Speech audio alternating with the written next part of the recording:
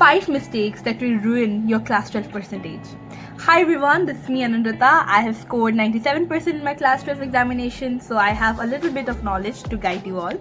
So हम सबको पता होता है कि क्या करना होता है क्लास 12 में, but many of us don't know कि क्या नहीं करना होता है. So I am going to focus on that second part कि क्या नहीं करना होता है. In this video I am going to tell you 5 mistakes that generally students make and एक दो बीच में bonus tip भी है. So do make sure to watch the video till the end. Okay, so first and the very foremost mistake is treating class 12 as class 11. Like हम सोचते हैं कि यार जून का महीना ही तो है, बाद में पढ़ लेंगे, सितंबर से पढ़ लेंगे, नवंबर से पढ़ लेंगे. नहीं, ऐसा कभी नहीं होता है. हम प्रोक्रास्टिनेट करते चले जाते हैं और हमको पता ही नहीं चलता है कब प्री बोर्ड्स आ जाता है, कब बोर्ड्स आ जाता है, कब CUET आ जाता है. इसलिए start from your summer vacation only. अभी I guess I am assuming सारे स्कूलों का, मोस्ट ऑफ द स्कूलों का समर वेकेशन चल रहा होगा, तो इसी महीने से ही स्टार्ट कर दो. Summer vacation is a time where you can literally go a long way, क्योंकि बहुत सारे स्टूडेंट्स सिर्फ मस्ती ही करते हैं. आई एम नॉट सेइंग कि मस्ती मत करो, do enjoy your summer break as well, but थोड़ी बहुत पढ़ाई भी कर लो. That will make a difference. Okay, तुम सिलेबस जो स्कूल में हुआ है उससे थोड़ा आगे जा सकते हो, go ahead of the syllabus, so that you get to know the topic better when it is taught in your school और your tuitions. One bonus tip will be complete all your portfolios, all your project in the summer vacation only. अगर complete नहीं भी किया तो at least 80% तो करके ही रखो, नहीं तो लास्ट में प्री बोर्ड्स, प्रोजेक्ट, प्रैक्टिकल बहुत सब कुछ आ जाता है, तो बहुत हार्ड होता है एक साथ करना. और लास्ट में ऐसा होता है अगर हमने प्रोजेक्ट लास्ट तक रख दिया तो will not get enough time to do your projects. Number 2, the 14-hour day one myth. You know, this is a thing that I consider the biggest mistake. क्योंकि पहली बार जब हम क्लास 12 में आते हैं तो बहुत स्टूडेंट्स का जोश बहुत हाई रहता है, मोटिवेशन हाई रहता है. हम टॉपर्स लोगों को देखते हैं तो हमको लगता है कि यार नेक्स्ट ईयर हम भी टॉप करेंगे, तो इसीलिए पहले कुछ दिन हम बहुत अच्छे से पढ़ते हैं. 40 hours is a very exaggerated term, but I would say कि बहुत स्टूडेंट्स 6-7 आवर्स पढ़ ही लेते हैं, like excluded school. Okay, but वो ज़्यादा देर तक नहीं लास्ट करता है. ऑन दी थर्ड और the fourth day the hour comes down to 1 hour, और कभी कभी तो पढ़ना ही बंद हो जाता है, बिकॉज इट्स नॉट मैनेजेबल यार. स्कूल के साथ, ट्यूशन के साथ 6 hours, 8 hours, I don't think so it's quite manageable. So थोड़ा थोड़ा करके बहुत study 3 hours, study 4 hours, but that needs to be consistent. अगर मैंने आज पढ़ा मैं कल भी पढ़ूंगी, परसों भी पढ़ूंगी, ऐसे मैं पढ़ती ही जाऊंगी. इट्स नॉट लाइक कि मैंने आज पढ़ लिया, कल नहीं पढ़ूंगी, परसों पढ़ लिया. Not, don't be like that, because एक बार अगर आपका कंसिस्टेंसी टूट जाता है तो उसको रीगेन करने में बहुत टाइम लगता है. So make sure to be consistent in your study preparation. Be discipline. Motivation will not last for ever, but discipline will. So make sure of that.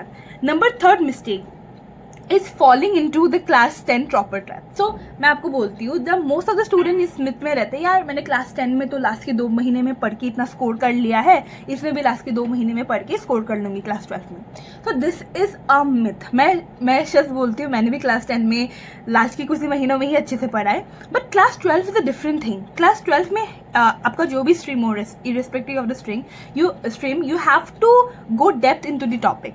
For example, I am talking about humanity stream, economics. Class 10th का economics जो हमारे time में था और class 12th का economics is totally ज़मीन आसमान का डिफरेंस है.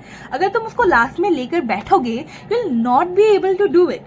सो प्लीज़ प्लीज़ प्लीज़ शुरुआत से पढ़ो, थोड़ा थोड़ा करके पढ़ो, पर प्लीज़ पढ़ो. Okay, and don't be in the myth कि लास्ट के महीनों में पढ़ के होगा. आई एम नॉट सेइंग कि नहीं होगा पढ़ के. बहुत लोग ऐसे भी है जिन्होंने लास्ट के महीनों में पढ़ के भी they have done it, but the thing is last के महीनों में बहुत ज़्यादा बर्नआउट हो जाएगा, बहुत ज़्यादा प्रेशर रहेगा. मैंने अपनी स्टडी लाइफ में मैंने कभी भी 8 आवर्स 10 आवर्स नहीं पढ़ा है. I always study 6 hours, that is the max I could study. On school रहने में तो I could study only 2-3 hours.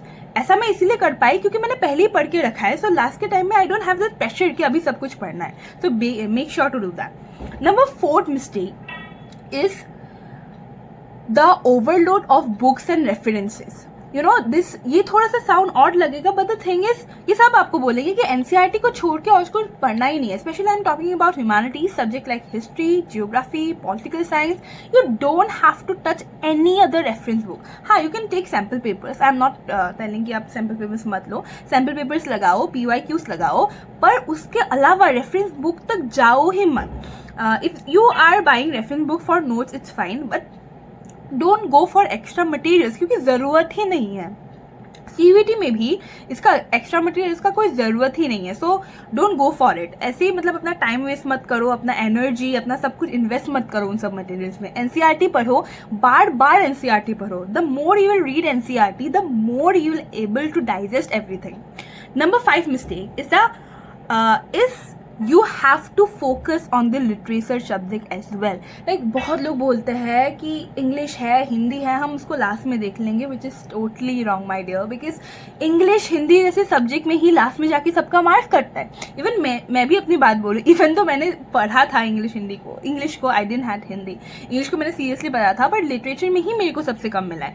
And it is fair enough also, because literature में मार्क्स वो करना भी, स्कोर करना भी थोड़ा सा मुश्किल हो जाता है। It was especially in the case of me, even though I have given it for re-evaluation, I don't know what will happen, but don't ignore it कि इंग्लिश या लास्ट में कर लेंगे, इंग्लिश हो जाएगा लास्ट में, आई एम नॉट सेइंग कि नहीं होगा, but the thing is you'll have a lot of trouble doing that।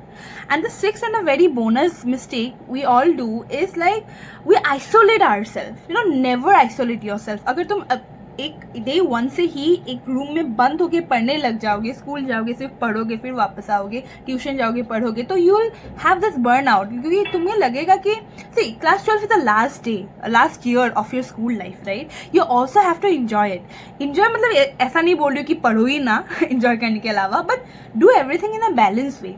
तुम इंजॉय भी करो स्कूल में, कॉम्पिटिशन्स में भी पार्ट लो, पढ़ाई भी करो, सब कुछ बैलेंस लेके चलो, नहीं तो बाद में बर्नआउट हो जाएगा कि यार कितना पढ़ना पड़ता है। बिकॉज इससे पहले हम इतना नहीं पढ़ते थे। मैं in my case I didn't study the whole 1 year for exam, क्योंकि यहाँ पर सिर्फ बोर्ड्स तक ही सीमित नहीं है। क्लास 10 में वी हैड दैट रिलीफ कि यार बोर्ड्स में खत्म हो जाएगा, फिर और कुछ है नहीं, फिर मजे करेंगे, पर इसमें ये नहीं है। You have to give the boards, और बोर्ड्स खुद 1 महीने चलता है। मेरा boards it started on 17 February and it ended on 31 March, which is more than 1 month। सो फिर बोर्ड्स हो गया, फिर उसके बाद CUET के लिए भी पढ़ना होता है। So we have to save our energy, पहले ही सब पढ़ के मतलब सब करके you don't have to invest yourself. So थोड़ा कॉम्पिटिशन्स में भी पार्ट लो, थोड़ा दोस्तों के साथ भी मस्ती करो, और थोड़ा पढ़ो भी। That is my only advice.